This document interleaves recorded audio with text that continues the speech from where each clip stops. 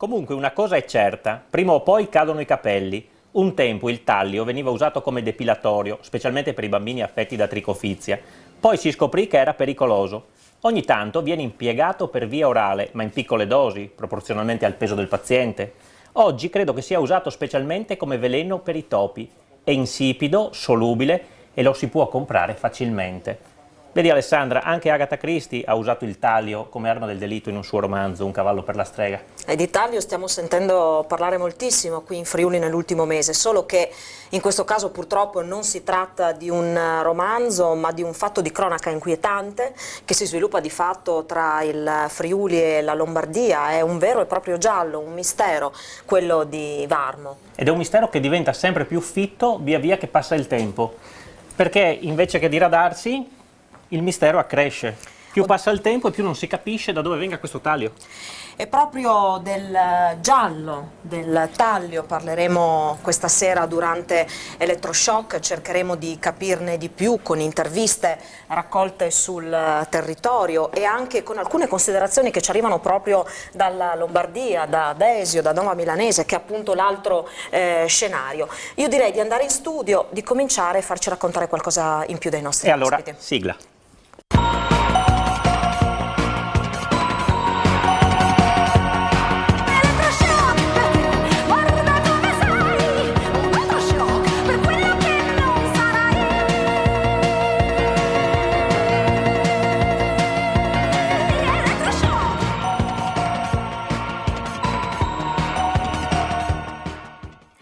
Buonasera, buonasera a tutti voi e ben ritrovati con Elettroshock. Buonasera Daniele. Buonasera Alessandra, buonasera ai telespettatori.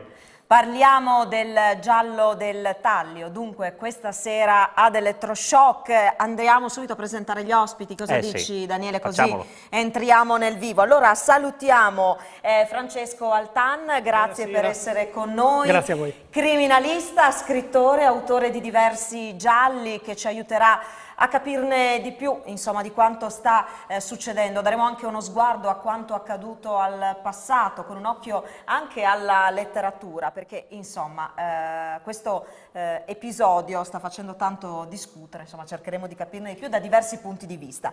È ritornato Paolo Pischiutti qui con noi, grazie, buonasera. Grazie per essere qui con noi, direttore dell'area promozione salute e prevenzione della regione Friuli Venezia Giulia. Grazie davvero. Io direi, Daniele, senza perdere ulteriore tempo, di partire subito con la nostra scheda per riepilogare quanto è accaduto e poi da lì ripartire. Facciamo il punto.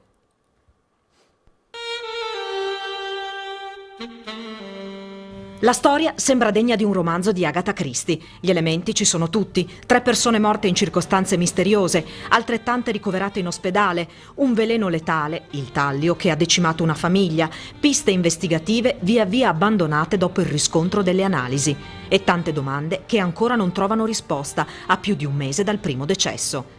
Il giallo di Santa Marizia di Varmo attende la svolta nelle indagini. Il ping pong tra Friuli e Lombardia, dove si trovano rispettivamente la casa delle vacanze e l'abitazione principale delle persone coinvolte, ha ristretto il cerchio, ma non ha chiarito i contorni di una vicenda assurda e inquietante. Ora la palla è nel campo della Procura di Monza, che ha aperto un fascicolo per omicidio colposo. Si attendono l'esito dell'autopsia sul corpo delle vittime e il risultato delle analisi, commissionate ad un laboratorio milanese, sulle vecchie bustine di topicida ritrovate nel solaio della casa di via Tanner, risalenti ad un periodo in cui non era ancora vietato utilizzare il taglio come ratticida. È il 4 agosto quando nella casa di campagna di Varmo arrivano da Nova Milanese Patrizia Del Zotto e il marito Enrico Ronchi, raggiunti nei giorni seguenti dalla sorella e dai genitori di lei, Laura, Giovanni Battista e Maria Gioia Pittana. Con gli anziani coniugi c'è anche la badante Serafina Pogliani. 10 giorni dopo, Patrizia ed Enrico rincasano, seguiti il 24 agosto dai parenti, raggiunti nel frattempo dal terzo fratello del Zotto, Domenico, che non risulta contaminato. Trascorre un mese prima che si manifestino i primi malori. Il 29 settembre vengono ricoverate in gravi condizioni all'ospedale di Desio Patrizia e Laura. Gli esami indicano subito l'avvelenamento da taglio. In particolare, nel corpo di Patrizia ne viene individuata una concentrazione elevatissima. Passano poche ore e nel nosocomio finiscono anche gli altri familiari rientrati dal Friuli. Il 2 ottobre Patrizia, di 62 anni, e il padre Giobata del Zotto, di 94, muoiono. È a quel punto che i carabinieri mettono sotto sequestro la villa di Santa Marizia di Varmo. La procura di Monza apre un'inchiesta per omicidio colposo che rimane senza indagati. Il 13 ottobre termina drammaticamente anche l'agonia di Maria Gioia Pittana, di 87 anni. La sostanza killer viene trovata nel corpo di ogni vittima. Non si sa ancora come ci sia arrivato, se inalato o ingerito. Ci sono delle certezze che escludono alcune delle piste seguite dagli investigatori. Non è colpa degli escrementi di piccione trovati in grande quantità nel fienile di Santa Marizia di Varmo. La concentrazione di taglio nel corpo delle vittime è troppo elevata e incompatibile con un'eventuale inalazione del veleno contenuto nel guano. Nessuna traccia del metallo pesante è stata rilevata nell'acqua del pozzo che si trova nel giardino della villa di Santa Marizia, campionata ed analizzata dai carabinieri di Rivignano e dal personale dell'azienda per l'assistenza sanitaria numero 3. Il taglio è poi risultato assente anche dai filtri di un condizionatore e di un deumidificatore utilizzati dalla famiglia durante il soggiorno nella casa di campagna. Si era pensato anche alle patate consumate in grande quantità, in particolare sotto forma di purè, durante la vacanza a Varmo. Ma nulla. Ora l'attenzione è puntata sul topicida. 3 bustine contenenti liquido o polvere, una delle quali sarebbe stata ritrovata vuota.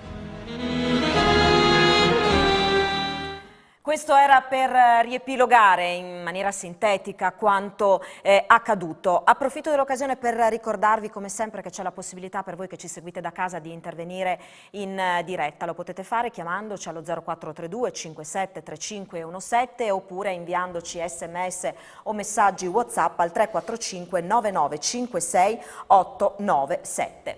Io partirei subito con Pischiutti, intanto per capire qualcosa di più del taglio, che è appunto l'elemento centrale in questa vicenda. Allora spieghiamo un po' meglio che cos'è il taglio. Il taglio è un minerale, diciamo che è molto diffuso, è raro, però è diffuso su tutta la superficie terrestre. Viene estratto e viene lavorato. In effetti io che sono medico del lavoro prima, l'ho studiato ancora ai miei tempi durante la specialità proprio come uno dei metalli che può essere fonte di intossicazione, di solito evidentemente negli ambienti di lavoro intossicazione cronica. È un metallo molto tossico che può essere assorbito nell'organismo fondamentalmente per 3 vie, attraverso la cute, perché penetra anche attraverso la cute. Quindi basta toccarlo. Basta toccarlo, attraverso la via inalatoria e anche ovviamente per ingestione. Il caso in questione, diciamo, è subito stata esclusa la via inalatoria proprio perché è quasi impossibile che una dose di quel tipo, capace di uccidere, sia in grado di arrivare all'organismo per via inalatoria. Quindi diciamo che la fonte più probabile di assorbimento è quella gastrointestinale. A questo punto, appunto, le ipotesi si restringono, evidentemente non erano, come avete detto già voi, non c'erano in causa i piccioni, non sono in causa i condizionatori, altre cose così, quindi bisogna capire che cosa hanno ingerito queste persone. Ma la quantità di taglio che ingerita ha un effetto letale, per capire, quant'è? Diciamo che varia da persona a persona in base anche al peso corporeo, all'età, al tipo di fisico e quindi anche a persone che hanno magari, quelle persone che sono morte erano anche anziane, che hanno magari già altri problemi. Sì, esatto. Varia da alcuni milligrammi per chilo corporeo, quindi non è poco da questo punto di vista la dose letale. E quindi diciamo che è quasi impossibile, appunto, come ho detto prima, che l'assorbimento sia stato per via inalatoria, ma anche, mi sento di escludere, per via cutanea, perché in caso di intossicazione acuta. In caso invece di esposizione in ambiente di lavoro, tutte e 3 le vie possono essere plausibili. Sicuramente molto di più quella cutanea e quella inalatoria, proprio perché uno che è in ambiente di lavoro che maneggia il taglio, al di là del fatto che adesso ci sono tutti i dispositivi di protezione, eccetera, tutte le precauzioni per non farlo, ma può essere assorbito lentamente, ma da patologie di tipo cronico, che sono abbastanza simili, cioè sempre gastrointestinali all'inizio e soprattutto neurologiche dopo, però sicuramente molto meno gravi di quelle che abbiamo invece visto a Varmo. Altan, la gente forse si sta chiedendo a casa una cosa principalmente, ma lo hanno assunto in maniera accidentale oppure c'è la possibilità che qualcuno li abbia avvelenati? Allora, in linea generale, per dose letale parliamo di 1 grammo mediamente di sostanza. Poi, in letteratura scientifica, la causa più frequente di avvelenamento è quella alimentare, quindi vegetali o frutta. Quelli sono i veicoli. Perché?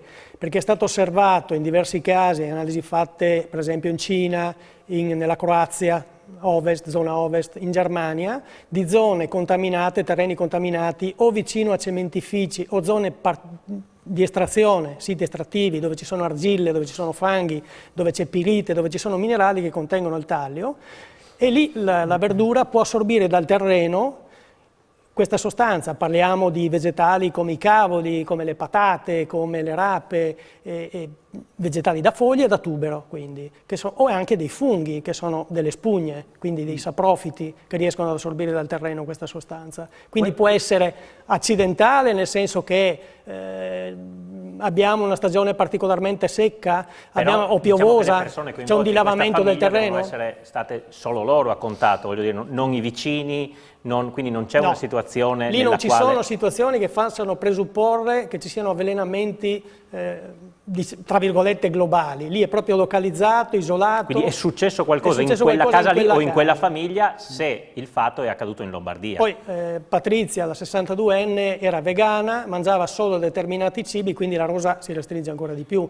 Diciamo che in letteratura si propende per una causa accidentale. Stiamo parlando di 9 persone contaminate, 9 che persone. È un numero molto davvero elevato. importante. Sì, Ci sono precedenti in questo senso? Allora, abbiamo un precedente a Milano nel fine 99 di una famiglia avvelenata, tentato omicidio in quel caso da taglio. Non fu mai scoperto l'autore né il veicolo con cui era stato somministrato il taglio, e poi inizi 2000 un'altra famiglia avvelenata con il taglio. Allora, 99-2000 sono date importanti, tenetele a mente perché proprio in quegli anni lì è successo qualcosa qui in Friuli, poi Altan ce lo racconta, intanto ci fermiamo per la pubblicità. A tra poco.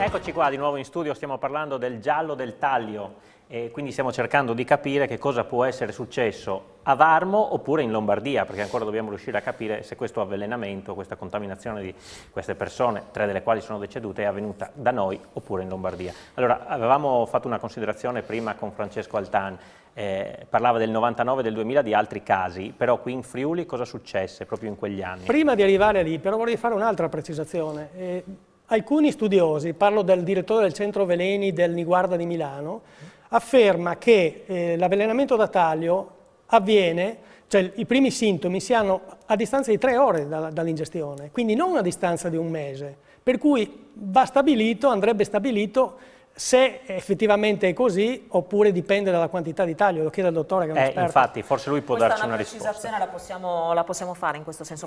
In quanto tempo agisce? Anche qua, in questo caso dipende molto dalla dose evidentemente, però effettivamente i primi sintomi, che sono, ripeto, sintomi molto aspecifici, vuol dire che si può sospettare un'intossicazione di altro tipo, si può sospettare un virus, perché sono soprattutto gastrointestinali i primi. Solo successivamente arrivano i sintomi neurologici, che sono un po' più tipici e possono far sospettare qualcosa di più grave, diciamo così, per cui uno va anche dal medico, perché alla fine magari per i primi giorni, prime ore, primi giorni uno sta a casa, sta tranquillo lì, e anche lì dipende ovviamente dalla dose, quindi è vero che i primi sintomi possono comparire già presto, però per sospettare una cosa di questo tipo bisogna veramente avere qualcosa di più, diciamo, nella testa per poter capire che può esserci stato un avvelenamento. Anche perché gli stessi sintomi, tipo appunto nausea, vomito, mal di pancia, anche tremori, eccetera, possono essere attribuibili ad esempio a una gastroenterite virale, e anche lo stesso fatto che ci siano altre persone può esserci stata una infezione diffusa. Quindi è abbastanza difficile riuscire a dire all'inizio che è un avvelenamento, però è un veleno abbastanza subdolo proprio per questo motivo qua, perché maschera i sintomi con tantissime altre malattie. Ecco, quando, se non ricordo male, quando sono arrivate in ospedale a Desio, appunto le prime persone che hanno accusato questi malori sono arrivate in ospedale che erano già in gravi condizioni. Questo significa che probabilmente i medici avevano già qualche segnale, perché sembra difficile pensare che si facciano analisi specifiche alla ricerca del taglio. E poi come si individua? Con analisi del sangue, analisi delle urine, come funziona? No, allora, io credo che siano arrivati al taglio in Lombardia, perché sono stati ricoverati in Lombardia Desio, sì. solo diciamo in tempi troppo tardi. Quindi escludendo tutta un'altra serie, perché in medicina si fa così, si fanno delle ipotesi diagnostiche di un certo tipo, di solito le più frequenti per quei sintomi, e si escludono via via. Si arriva all'avvelenamento quando non si hanno altre ipotesi in questo caso, anche perché era difficile in questo caso ipotizzare con quel tipo di persone che non avevano nemici, non avevano, come è stato detto poi peraltro, che ci fosse un avvelenamento. La diagnosi in questo caso si fa ad esempio perché il taglio si accumula in vari organi, ma si accumula soprattutto nei peli ed è facile riscontrarlo, come anche altri metalli, mercurio ed altri metalli pesanti, nei capelli, nei peli, eccetera. Quindi è una diagnosi facile da questo punto di vista, però bisogna sospettarla. Forse i sintomi lì veramente erano a uno stadio molto avanzato, probabilmente quando loro sono arrivati in ospedale, ed ecco che questo confermerebbe quanto ci diceva prima, e cioè che magari i primi sintomi siano stati un pochino sottovalutati. Sì, credo proprio di sì. Anche il fatto che si dica, adesso io non ho presente bene il caso, che siano passati 30 giorni mi sembra un po' tanto, diciamo, dal discorso, dall'ingestione ai primi sintomi. Sicuramente la letteratura riporta in casi di avvelenamento per ingestione una fascia di giorni che può andare, al di là dei primi sintomi specifici, dai 3 fino anche a una settimana, ma 30 giorni sono sicuramente troppi. Ecco, poi proviamo a immaginare se per esempio si è manifestata nella forma della gastroenterite, se all'interno di una famiglia che ha mangiato insieme per un certo periodo si manifesta qualcosa come una gastroenterite, probabilmente si pensa proprio al fatto di aver mangiato, insomma, qualcosa che non andava. Solo una cosa, una delle cose che di solito noi facciamo per altri motivi, ma per esempio per le intossicazioni alimentari, come aziende sanitarie, è proprio la ricerca di quello che hanno mangiato queste persone, tutte le persone, durante i giorni precedenti, proprio perché se le persone hanno mangiato le stesse cose e magari all'interno di una fascia di persone c'è un alimento che hanno mangiato tutti, allora quell'alimento può essere sospettato. Se invece hanno mangiato tutte cose diverse, è molto più difficile riuscire a dire che è stato un alimento piuttosto che un altro. Si è parlato tanto in questo periodo di patate, si è parlato di una zuppa di farro, ma su questo ritorneremo dopo sentendo anche alcune testimonianze che sono state raccolte proprio a Varmo. Si parlava dei precedenti. Parlava dei precedenti, al TAN, cosa è successo qui in Friuli? Il fatto dei 30 giorni, io aggiungo altro, anche che a Milano alla fine del 99 ci fu un avvelenamento da taglio di una famiglia e anche lì non fu scoperta né l'autore dell'avvelenamento e né il mezzo con cui erano venuti in contatto col taglio. E agli inizi 2000 poi altro avvelenamento di un'altra famiglia, sempre nella zona milanese. Quindi io starei attento a dire è successo di qua, è successo di là, perché tutto dipende dalla concentrazione del taglio e dalla valutazione che verrà fatta tra il taglio presente nel fegato e quello presente nel sangue. Sì, anche questi esami diranno naturalmente di più, anzi saranno penso fondamentali per capire. Assolutamente. Torniamo al precedente Tornando friulano. a noi, il precedente friulano è una coincidenza interessante perché nel 99 a Cammino del Tagliamento un architetto americano con Salvers di 33 anni, dopo aver ingerito una bottiglia di birra, è rimasto avvelenato da taglio ed è morto. E l'anno successivo, siamo nel 2000, Lignano Sabbiadoro, un turista di 74 anni, beve una bottiglia di birra, dopodiché si sente male, viene ricoverato nell'ospedale di Latisana e lì muore, perde la vita per avvelenamento da taglio. Quindi sono circostanze molto interessanti. Anche lì il reato ipotizzato era il sabotaggio alimentare, però non fu mai scoperto l'autore. Si sa comunque che era la birra. Diciamo che la coincidenza è quella del taglio, poi Esatto. collegare gli episodi di allora con quello di oggi diventa anche difficile. Dobbiamo però prendere in considerazione il fatto che l'avvelenamento da taglio in Italia, il Centro Veleni Nazionale ce lo dice, c'è un caso sì e no all'anno, forse uno all'anno, quindi è una cosa molto molto rara. E quando succede, anche in una regione come il Friuli Venezia Giulia, è chiaro che Fa scalpore soprattutto scalpore. per la quantità dei Esatto. numeri di persone coinvolte. E non questo caso, dimentichiamo 9 persone. che l'avvelenamento da taglio più grosso che c'è stato, ed è accidentale, è a Pietrasanta, in Versilia, dove un'intera popolazione di un paese è rimasta contaminata per anni da taglio perché era nelle falde acquifere.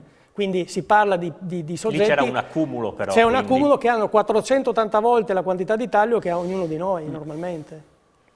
Quindi questi sono comunque episodi che fanno discutere ai quali appunto adesso si pensa. Però ci aiutano a proprio in virtù- capire che può succedere per cause accidentali. Anzi, la letteratura criminologica ci dice che 9 volte su 10 è la causa accidentale.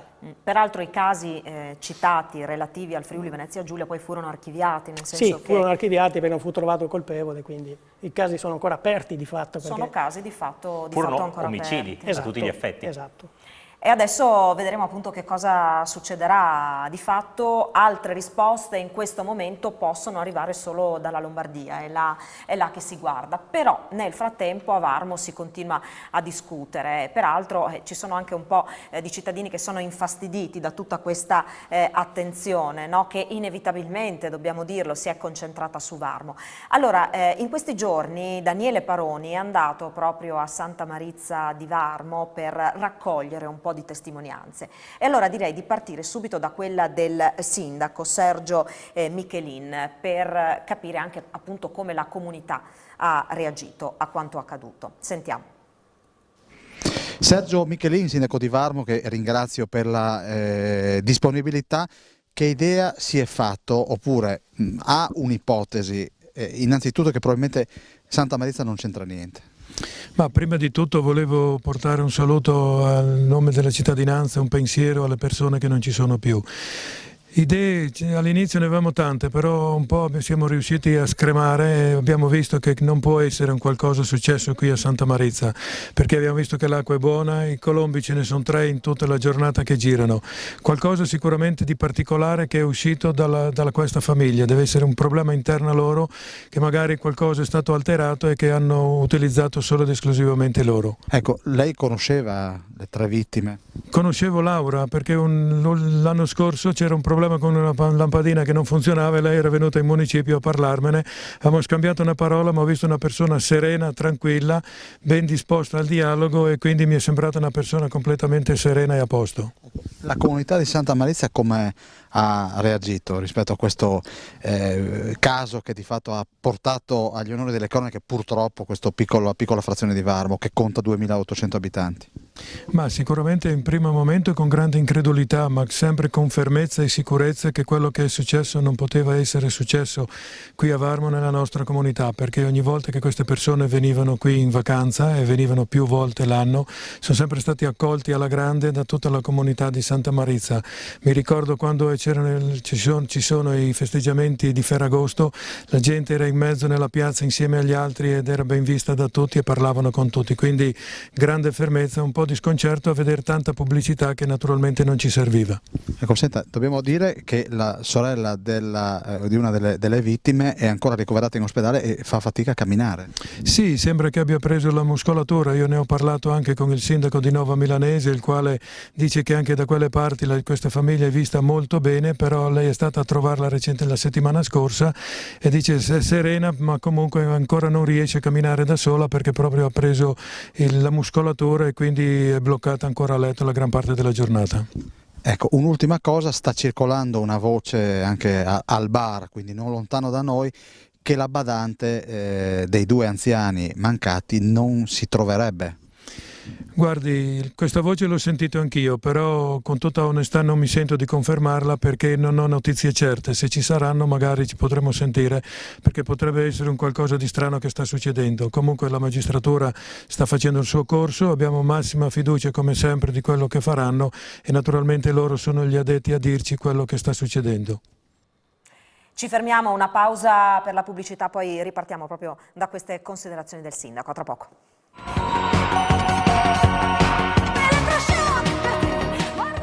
Di nuovo in diretta con Elettroshock e con il giallo del taglio. Abbiamo sentito le parole del sindaco di Varmo poco prima della pubblicità.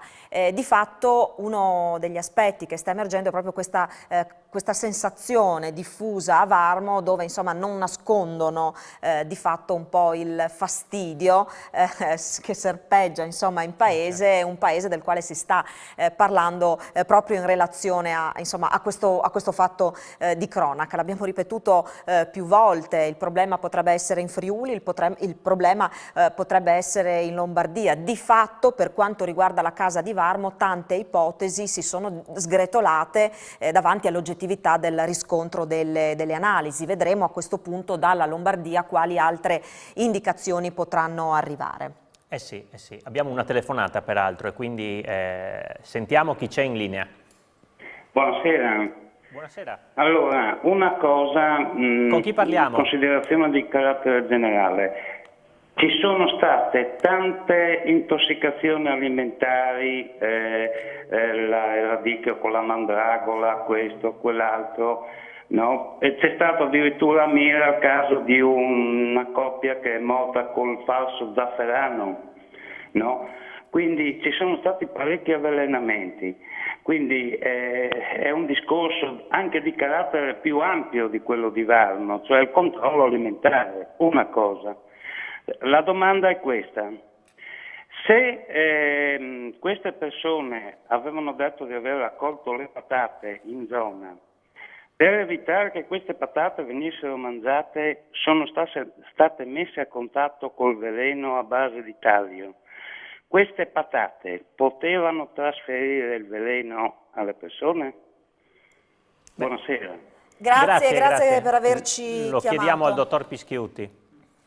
Sicuramente non solo le patate, ma i casi di intossicazione, anche in questo caso però cronica, diciamo così, possono essere dovute a ingestione di alimenti o acqua che possono essere contaminate col taglio. Io ricordo che il taglio, i sali di taglio di solito sono tutti molto solubili, sono incolori, inodori, insapori e solubili, quindi è veramente una sostanza, come ho detto prima, molto subdola. Si possono avere, è stato citato prima il caso di Pietrasanta, ma intossicazioni dovute al fatto che ci possono essere discariche presenti, che il percolato con rifiuti magari di chissà quanti anni prima, anche industriali, può arrivare fino alle colture. Ci può essere una contaminazione aerea, quindi la pioggia che cade sulle verdure. Però in questo caso è bene precisarlo, cioè la contaminazione avviene dopo degli anni, sì, immagino, dei mesi, bisogna mangiare o stare in quei terreni per degli anni per avere questo tipo di contaminazione. Non è pensabile che a Varmo in 3 settimane abbiano potuto subire una contaminazione per ingestione delle patate. Mi sento di escluderlo, anche perché mi risulta, io avevo letto i giornali in quei giorni, che comunque l'acqua era bevuta da tutti gli altri abitanti, più o meno, era dai pozzi, è stata analizzata dai miei colleghi, miei ex colleghi dell'azienda sanitaria, e gli alimenti erano stati mangiati comunque anche da altre persone non intossicate, quindi mi sembra quasi il mistero è talmente fitto che più andiamo avanti e più ci viene da dire ma non è successo a Varmo, perché se vediamo i tempi e se vediamo che a Varmo questo taglio non è stato trovato, forse sarà bene andare a cercarlo da qualche altra parte. Ecco, a questo proposito Varmo non c'entra, ce lo siamo sentiti ripetere più volte proprio da questa comunità. Io pregherei la regia di preparare il prossimo contributo, quello relativo al nipote, il nipote di Giobatta del Zotto, che è stato intervistato da Daniele Paroni. Andiamo a sentire le sue parole, perché quello che dice in effetti è proprio questo: Varmo non c'entra nulla, se è successo qualcosa è successo in Lombardia. Andiamo a sentire. Giovanni Spagnol, lei è parente delle 3 vittime di questo giallo del taglio. Lei è parente da che punto di vista? Sì. Mio zio, cioè il signor Giobatta, è mio zio perché era fratello di mia madre. Ecco, senta, questa casa che adesso è sotto sequestro era frequentata da questa famiglia? Sì, venivano ogni anno. In più volte, magari qualche volta, ultimamente un po' meno perché erano ammalati 2 vecchi, sì, gli anziani, no? gli zii, però era sempre frequentata. Ultimamente era venuta il periodo di agosto, tutta la famiglia all'infuori del fratello che è venuto 2 giorni a settembre, è l'inizio di settembre. Quindi la casa è stata chiusa quando? Prima l'avevano chiusa loro il 20 di agosto, le 2 sorelle con lo zio, no? E poi è rientrato a settembre, è venuto l'altro, è venuto qua 2 giorni, ha abitato qui, poi siamo stati assieme noi e poi è ripartito la domenica sera. Che impressione ha avuto, cioè, visto che li ha sicuramente visti e rivisti in quei giorni d'estate? Ma erano tranquilli, perché venivo la sera a trovare sempre mio zio qui, ho finito il lavoro, venivo qua, parlavo, si stava qua un'oretta più, ma tranquilli, sì, contavo le solite cose, perché lui quando veniva qua mio zio era sempre, adesso che non poteva muoversi, ma altrimenti era sempre da noi, che io abito qua a 150 metri, no? Ecco, quindi potrebbe darsi, adesso siamo sempre nel campo delle ipotesi, che questa casa sia stata sequestrata forse per niente, perché non ci sono riscontri del taglio. Ma per me sì, perché se non trovano nessun riscontro non so per quale motivo che sia stata, perché qui noi non possiamo dire niente, perché la piccola comunità, se noi ne parliamo, siamo anche disgustati per tutto quello che è accaduto, ma perché anche non abbiamo bisogno di queste fame, no? Per niente, come paese. Allora, nei condizionatori non è stato trovato niente. L'acqua? L'acqua è sana, perché altrimenti sarebbe un problema anche del signor sindaco, perché se questa qua è una falda, che noi siamo tutte le famiglie, siamo senza acquedotto, no? Altrimenti... Lui mi diceva le patate, gliele dava lei? Sì, le patate, anche altre verdure, le ho sempre date, io venivo qua e lui chiedeva sempre, no? E allora io e mia sorella abbiamo dato le patate, anche da portare a Milano. Quindi mi sembra di capire che il problema forse si è sviluppato in Lombardia e non in Friuli. Penso di sì. Allora, al TAN abbiamo sentito, insomma, la comunità di Varmo dice sì, noi non c'entriamo niente, andate a cercare altrove questo taglio, ce n'è da scrivere un romanzo, lei che è abituato a scrivere. Ma io direi che la comunità di Varmo potrebbe stare tranquilla, perché la letteratura internazionale criminologica ci dice che il caso che questo tipo di avvelenamento sia doloso, di origine dolosa, è rarissimo, estremamente raro. Per cui se è avvenuto una qualche forma di avvelenamento, e c'è stata, da taglio, 9 persone contaminate, hanno un loro significato, un loro perché, e molto probabilmente di natura accidentale, il che vuol dire hanno mangiato, ripeto, verdure, vegetali o frutta contaminata, potrebbero aver mangiato queste cose, perché non è nell'acqua, non è nell'aria, rimane solo la terza via, a meno che non l'abbiano toccato, ma non credo che abbiano un pezzo di taglio e se lo siano passati. Insomma. No, è molto improbabile. Improbabile. Bisognerebbe vedere poi in Lombardia ad Esio che cosa hanno... Bisognerebbe vedere in Lombardia ad Esio, stanno perché indagando, se c'è un arco di tempo Monza. così, la forbice così aperta un mese, è un po' troppo, perché si parla di 2 o 3 giorni. Il direttore del centro veleni di Milano, del Niguarda, parla di 2 o 3 giorni, non di un mese, per cui se un mese è un periodo troppo lungo, a mio modestissimo parere. Sì, i tempi non coincidono, coincidono e fanno sospettare che forse l'avvelenamento sia arrivato là quando sono tornati. Sì, potrebbe essere avvenuto anche a Milano. Però lì vivevano in case separate, quindi diventa più difficile capire come ci sia la contaminazione di tutto il nucleo familiare che ha soggiornato insieme solo qui a Varmo.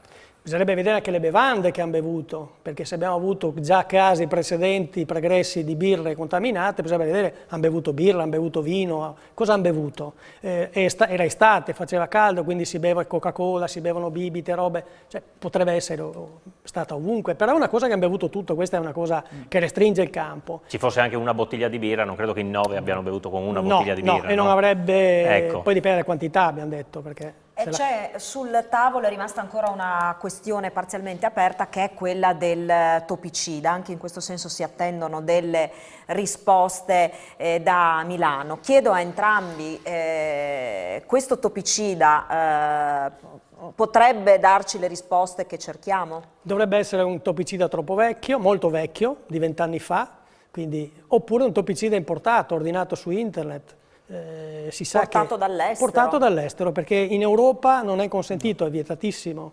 Poi ricordiamoci che un avvelenamento comunque, secondo il codice penale, è un aggravante, per cui un omicidio con avvelenamento è circostanza aggravante, per cui non è che convenga molto. Beh, questo bisogna saperlo, nel senso che magari non possiamo dare per scontato che si sappia, però di fatto è in Europa dal 98 che è vietato il tallio come cioè come toppicida. Sappiamo però che viene utilizzato in campo industriale, nell'industria chimica, nell'industria farmaceutica, nella produzione di gruppi ottici, nei cementifici.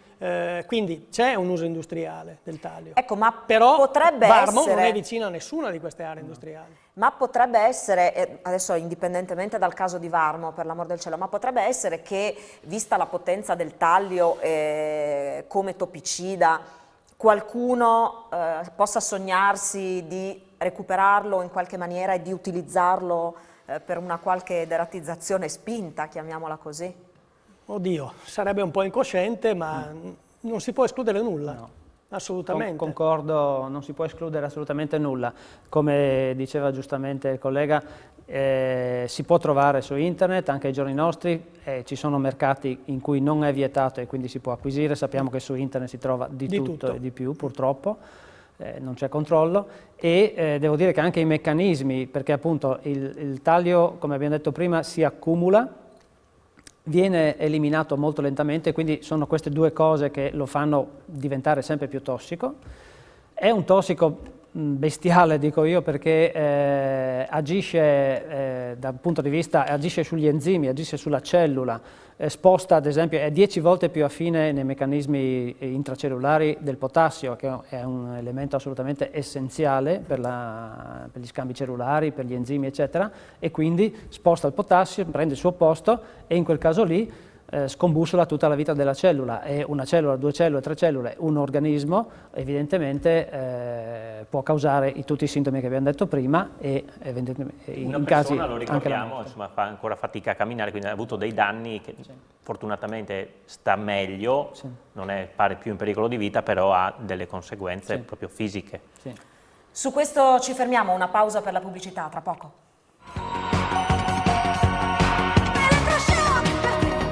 Rieccoci in studio, siamo anche noi un pochino a caccia del taglio, no? Non si trova a Varmo, non si trova in Lombardia, allora ci siamo messi anche noi, grazie al criminalista Francesco Altani, al dottor Pischiotti, e stiamo arrivando a delle conclusioni, insomma, interessanti. Abbiamo sentito delle testimonianze, abbiamo sentito il sindaco, perché la comunità di Varmo non ci sta e dice ma basta, insomma, accostare il nostro nome a questo episodio, qui non c'è nessun avvelenatore, la nostra terra è buona, la nostra acqua si può bere. Le nostre verdure sono sane. ok, le patate abbiamo sentito che sono ottime, e Daniele Paroni in questo viaggio che ha fatto, vi avevamo già proposto un paio di contributi, adesso ha sentito il vicino di casa, sentiamo che cosa gli ha raccontato. La lente degli inquirenti si è stretta su quest'acqua, acqua di Sorgiva che proviene da 170 metri e appunto le analisi hanno coinvolto anche quest'acqua che di fatto viene bevuta da tutti gli abitanti di Santa Marizia, più di 110 abitanti. È un'acqua che è fresca, l'abbiamo provata, ma l'ha provata anche il vicino di casa di questi friulani emigrati in Lombardia. Lei si chiama? Luigino Pitana. Allora, Pitana, lei ha avuto paura subito dopo l'episodio? Ha bevuto l'acqua piuttosto non ho avuto nessunissima paura, perché ero assolutamente sicuro che quell'episodio lì non poteva essersi svolto qua. Perché l'acqua sono 30 anni che c'è quel pozzo lì, che la usiamo ogni giorno, chiaramente, per cui sì. Senta, si è detto di tutto di più, si è puntato il dito contro la presenza di colombi, lei ne ha visti da queste parti? Ce n'è 2 o 3 sul fienile, che sono 20 anni che sono lì, sì. Non calano, non crescono, ce n'è proprio... E lei li conosceva, perché era proprio un vicino di casa, tra l'altro anche lontano parente della povera signora mancata, l'anziana. Sì, beh, io eravamo molto amici, anzi sono amico del marito della ragazza, della Patrizia, che è morta, sono amico e sono in contatto spesso con lui, gli dico sempre... insolenze fra parentesi perché venga qua, perché lui adora questo posto qua e sì, non vedeva l'ora di tornare qua, insomma. Senta, che idea si è fatto? Ma l'idea mia personale, escludendo tutte le analisi che hanno fatte, eccetera, eccetera, è l'idea di un pazzoide che abbia inquinato, non so, forse una bottiglia d'acqua, qualcosa che hanno bevuto o mangiato a Milano, perché non esiste qua. Che erano 40 giorni che erano via da qua, per cui non... Senta, lei subito dopo la notizia sono stati dati dei consigli? Io ho chiesto se dobbiamo preoccuparci, ma mi hanno risposto aspettiamo le analisi, ma comunque non sono mai stato minimamente preoccupato, ecco. Questa era una famiglia assolutamente tranquilla? Tranquillissima, tranquillissima al 100%, e ti pur detto che se fosse stato per Enrico lui sarebbe venuto ad abitare qua, sì, gli piaceva il posto, per cui al posto di essere là a Milano in mezzo al traffico e inquinamento, qua insomma... Senta, non ci sono più delle persone alle quali lei era affezionato, c'è questa casa che è una casa fantasma in questo momento? Purtroppo adesso sì, è una casa fantasma e non so le decisioni che prenderanno fra di loro, insomma, fra il fratello e l'altra sorella che è rimasta e chiaramente anche il marito della defunta, della Patrizia. Speriamo che ritornino qua, perché almeno... Ho avuto notizie ultimamente che la Laura ha detto che non vede l'ora di tornare qua, per cui sì. Questa non è la casa, sì, la casa degli orrori, come qualcuno ha detto, insomma, proprio una roba ridicola, ecco. Eccoci, rientriamo in studio, così insomma abbiamo sentito anche un vicino di casa. Qua si fa riferimento ad un certo punto a un pazzoide in Lombardia, non in Friuli, ma prendiamo spunto da questo per magari al di là appunto di questo caso, per andare a vedere magari qualche precedente, andare un po' a curiosare a quanto è successo nel passato, se ci sono stati dei pazzoidi o se comunque mai è stato tracciato il profilo di un avvelenatore tipo, diciamo così. Allora, diciamo che noi italiani nel Novecento, fine Ottocento, inizi Novecento, eravamo gli specialisti dell'avvelenamento da taglio o da cianuro, perché era facile reperirlo, costava poco ed era un mezzo molto efficace, essendo incolore, in sapore, in odore. Quindi abbiamo questo triste primato. Poi, dal punto di vista invece del profilo psicologico di un eventuale ipotetico balordo, chiamiamolo così, non esiste uno studio epidemiologico in tal senso, a livello internazionale parlo, e non esiste un profilo criminale di questo tipo di attentatori. In letteratura si sa che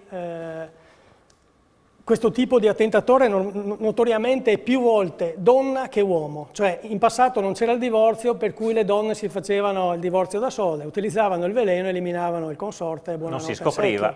Esatto. E non c'era solo il taglio, ma c'erano altri veleni anche che venivano utilizzati. La letteratura è molto chiara in tal senso.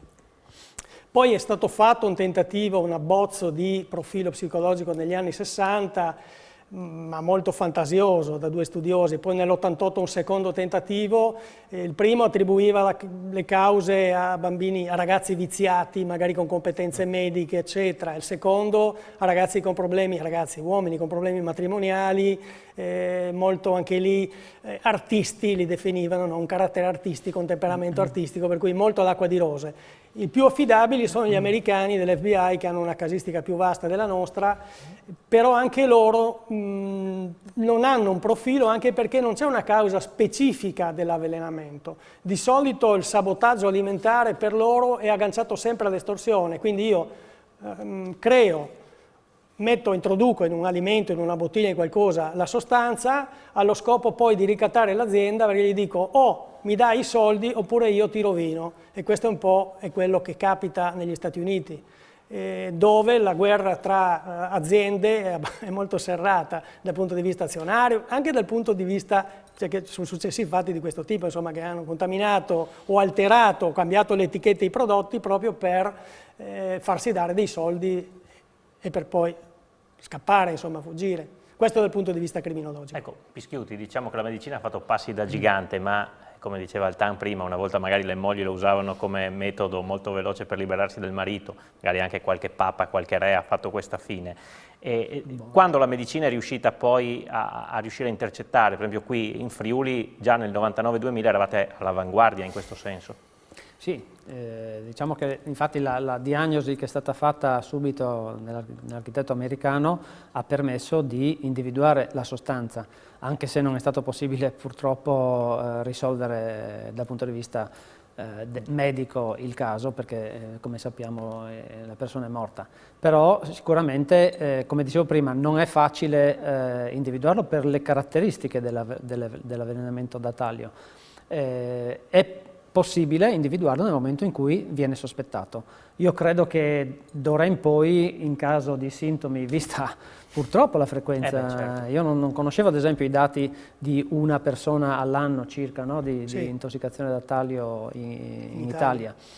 In questo caso abbiamo superato, siamo avanti di parecchi anni, perché purtroppo le persone intossicate sono tante, al di là di quelle purtroppo anche decedute, e quindi devo dire che sicuramente io di taglio, come dicevo prima, avevo sentito parlare quando studiavo purtroppo parecchi anni fa la specialità di medicina del lavoro, ma lo studiavo proprio per questioni industriali, in contesti specifici, come si diceva prima, perché ancora si lavora al taglio.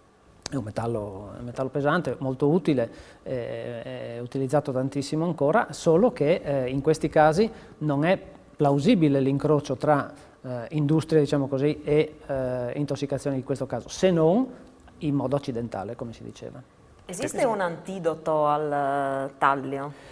Allora, in caso di sospetto e ovviamente di persona con sintomi abbastanza iniziali, sicuramente non già nelle fasi neurologiche avanzate, può essere fatta ad esempio già una lavanda gastrica con sostanze specifiche che prendono il taglio e lo chelano, si dice così, e lo eliminano, ioduro di sodio o di potassio ad esempio. Può essere fatta anche una dialisi perché, come dicevo prima, il taglio prende praticamente quasi tutti gli organi e quindi cercare, il problema è quello di eliminarlo prima possibile. Si utilizzava il blu di Prussia. Esazanferrato ferrico potassio, no? Però sì, sono tutte sostanze, diciamo così, che vanno in cui va sospettato l'avvelenamento e qui è utilizzato e anche in tempi insomma abbastanza veloci, incorrendo poi nel rischio, come abbiamo detto prima, che i sintomi si possono scambiare per una banale gastroenterite. Esatto. Quando ci fu l'avvelenamento di Litvitenko da Polonio, si sospettò all'inizio che fosse avvelenamento da taglio e fu trattato con l'esacianferrato ferrico potassico, blu di Prussia. Si trattava di polonio, radioattivo. Su questo ci fermiamo per la pubblicità. Di nuovo in diretta con Elettroshock e con il giallo del taglio. Allora, l'abbiamo ripetuto più volte che questo è un caso che si sviluppa tra il Friuli e la Lombardia. Allora, abbiamo contattato dei colleghi che lavorano proprio in Lombardia, i colleghi del giornale di Desio, e abbiamo chiesto loro, insomma, di raccontarci che cosa succede su quel versante, sia sul fronte delle indagini sia sul fronte insomma dell'atmosfera che si respira. Abbiamo parlato tanto di Varmo, delle sensazioni qui insomma in Friuli, ci sembrava giusto insomma cercare di capire che cosa avviene tra Nova Milanese e appunto Desio. E allora abbiamo preparato un piccolo servizio sulla base proprio delle indicazioni, delle informazioni che ci sono arrivate dai colleghi del giornale di Desio. Sentiamo.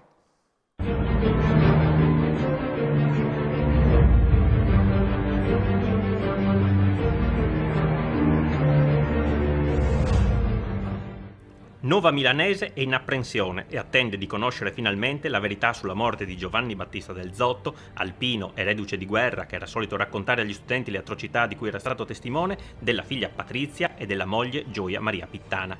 Una famiglia molto conosciuta e apprezzata, sempre presente e partecipe agli eventi della vita cittadina.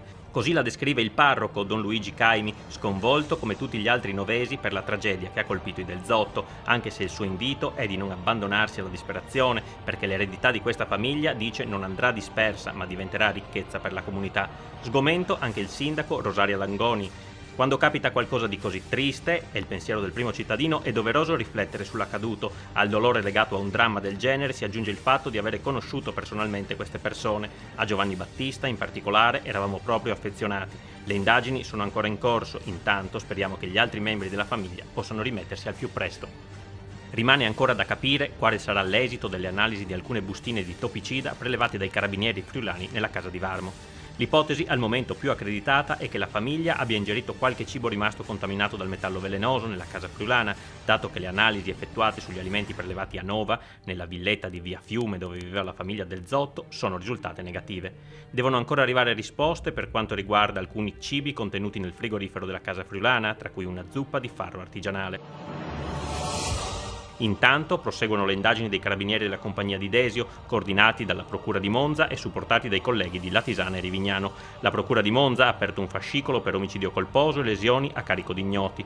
Sono ancora in 3 i membri della famiglia a essere ricoverati all'ospedale di Desio: Laura del Zotto, sorella di Patrizia e volontaria della Croce Rossa di Nova Milanese, la badante di famiglia Serafina Pogliani ed Enrico Ronchi, marito di Patrizia. Le loro condizioni risultano stabili e vengono effettuati prelievi continui per verificare la quantità di talio ancora presente nel sangue.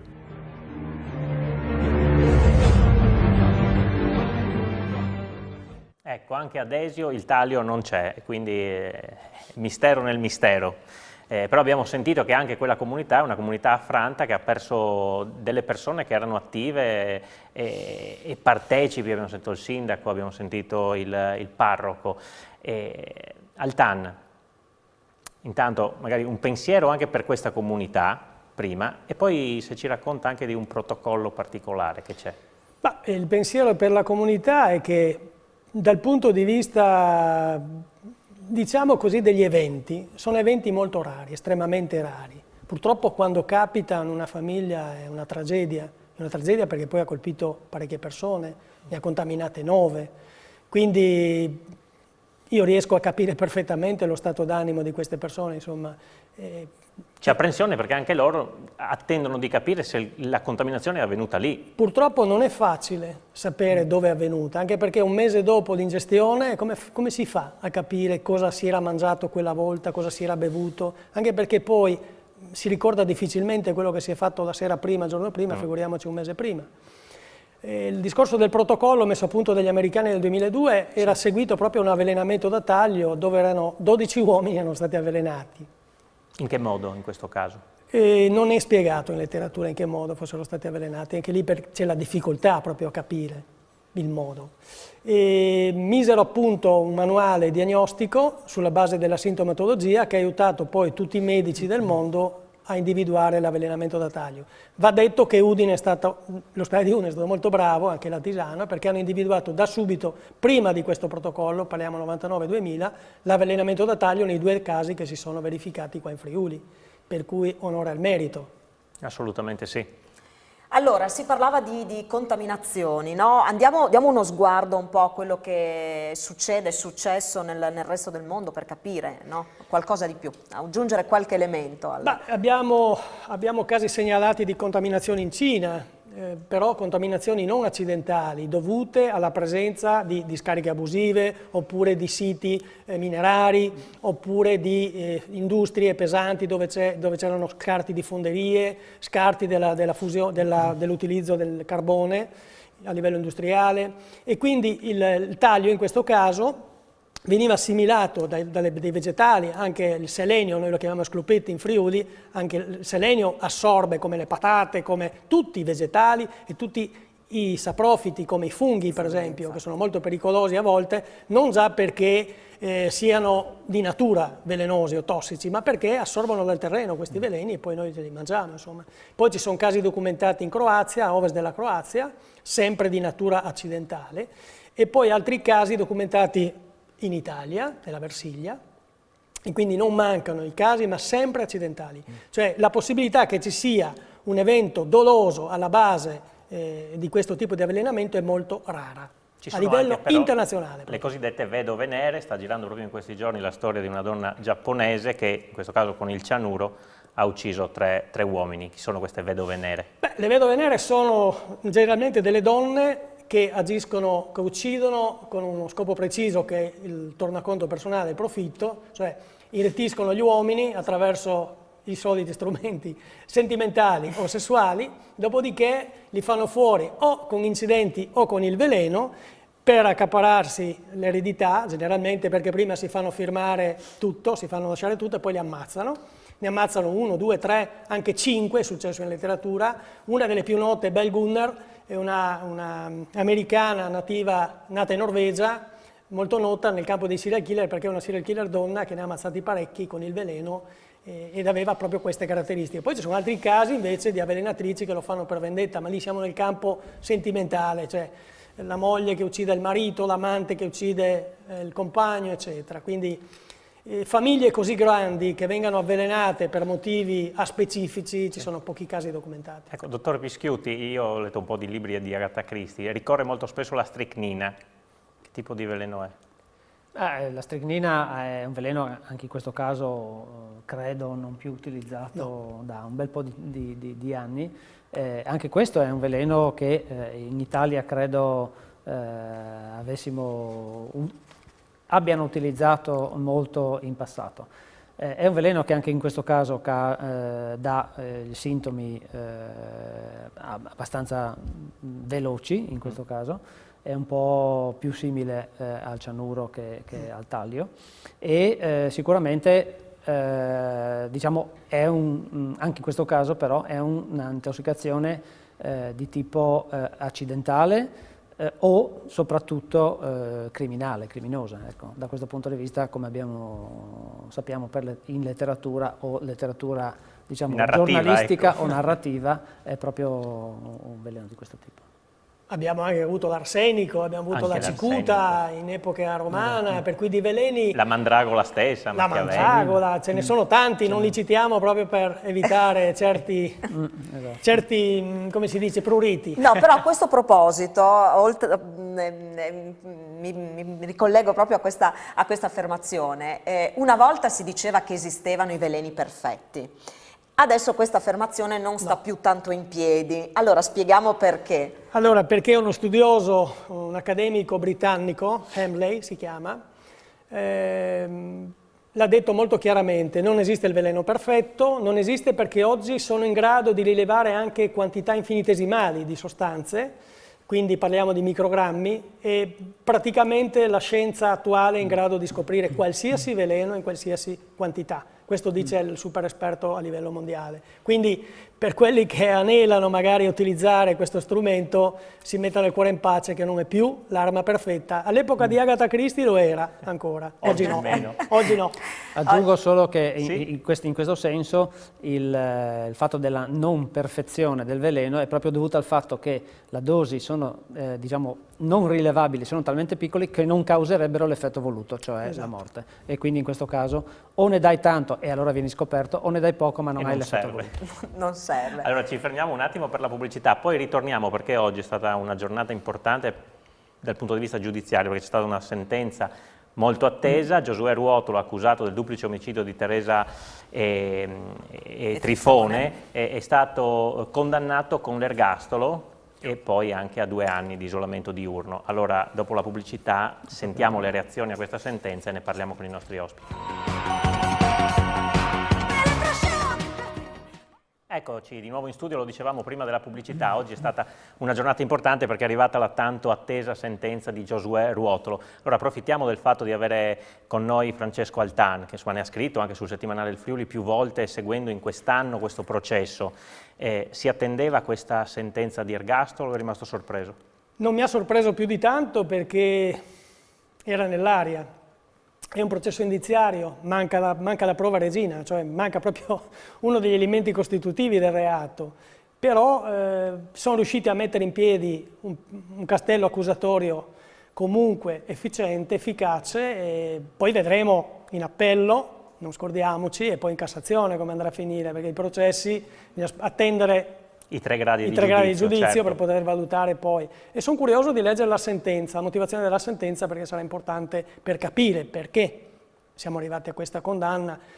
Io ho sempre detto che prima di arrivare a questo si sarebbe forse dovuta fare una perizia per stabilire se il soggetto è sociopatico, psicopatico, perché questo sarebbe a favore. Cioè, è il sangue freddo che deporrebbe a favore, perché la dinamica c'è tanto logos e poco pactos, ho sempre detto. Quindi perché ci sia un omicidio di questo tipo a sangue freddo, in letteratura sono molto chiari, bisogna che ci sia un soggetto che ha problemi di tipo comportamentale, dei disturbi del comportamento chiamati sociopatia, che oggi vengono chiamati con un altro nome, che è il disturbo antisociale di personalità.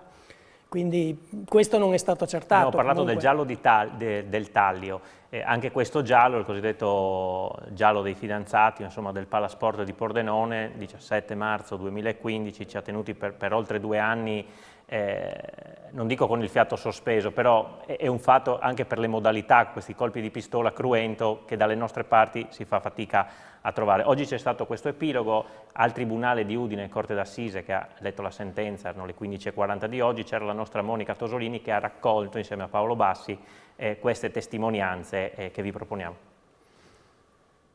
Quando ho visto passare davanti a me l'imputato mentre entrava in aula, ho detto nella mente: Signore, aiutami a perdonarlo. E mentre sfilava davanti a me dopo la lettura della sentenza, ho provato pena per lui. Per entrambe le parti, perché comunque Trifone ha avuto giustizia, il procuratore e tutta la procura hanno fatto un lavoro immenso, oggi è una giornata di giustizia, ovviamente non si può essere felici perché ad un ragazzo di 30 anni è stato dato l'ergastolo. Credo che questo possa sollevare nella mia famiglia, nella famiglia di Teresa, uno spirito di speranza. Perché abbiamo visto come hanno preso a cuore questa vicenda e quindi hanno fatto un bellissimo lavoro e la verità è uscita fuori. Ecco, oggi ci troviamo con una sentenza giusta. Sappiamo. Per nulla, c'è una rabbia enorme, interiore, non ci daremo mai pace. Questo mai, non ci sarà mai una pace, mai. Tutte le piste si dirigevano verso di lui. Forse per lui non se l'aspettava neanche, però tutte le piste, ripeto, hanno condotto a lui, quindi... Ma tutte le vicende, tutti gli indizi andavano, non è solo un processo indiziale, le prove sono state raggiunte, le prove testimoniali, le sue bugie, il falso alibi e il fatto che lui non era andato al parchetto, al laghetto di San Valentino, tutta una serie di cose, che prima la negazione del fatto che come si chiama, che i messaggi non... I coinquilini hanno avuto il ruolo di testimoni chiavi. Testimoni che hanno tentato, la difesa ha tentato di demolirli, ma hanno detto la verità e il Tribunale ci ha creduto appieno, tant'è che proprio è stata la richiesta del PM è stata accolta in pieno ergastolo con isolamento diurno e con il riconoscimento alle parti civili del risarcimento danno abbastanza importante. Ho già parlato prima, l'invito che faccio è tenere presente che si tratta di una sentenza di primo grado, quindi il signor Ruotolo non va assolutamente mostrificato e ci saranno altri gradi di giudizio. Noi sicuramente non possiamo essere felici per una sentenza che vede condannato all'ergastolo un ragazzo di neanche 30 anni per delitti che riguardano 2 persone offese praticamente coetanee, e quindi diciamo si accoglie questa sentenza con un senso di soddisfazione, soprattutto per il lavoro. Ecco, abbiamo parlato del Tallio nel corso di questa puntata di Elettroshock, ma insomma ci sembrava giusto ricordare anche questo caso di cronaca giudiziaria. Ci saranno altri appunto gradi di giudizio, questo insomma lo diceva prima il TAN, lo abbiamo sentito anche in queste interviste, per cui insomma... Lo stesso PM Vallerin lo ha riconosciuto. Molto correttamente. Molto correttamente, esatto, è la prima tappa e quindi stiamo attenti di non farne già un mostro, perché è stato condannato all'ergastolo oggi, ma domani potrebbe essere anche assolto. È interessante anche questo fatto che da più parti, insomma, si esprima dispiacere per una condanna all'ergastolo che appunto colpisce un ragazzo di neanche 30 anni. Insomma, anche questo andava sottolineato. Avevi ringraziato prima Paolo Bassi e Monica Tosolini, ringraziamo anche Luca Fornasiero per aver raccolto queste interviste, poi naturalmente Daniele Paroni che si è recato a Varmo per sentire alcuni dei protagonisti di questa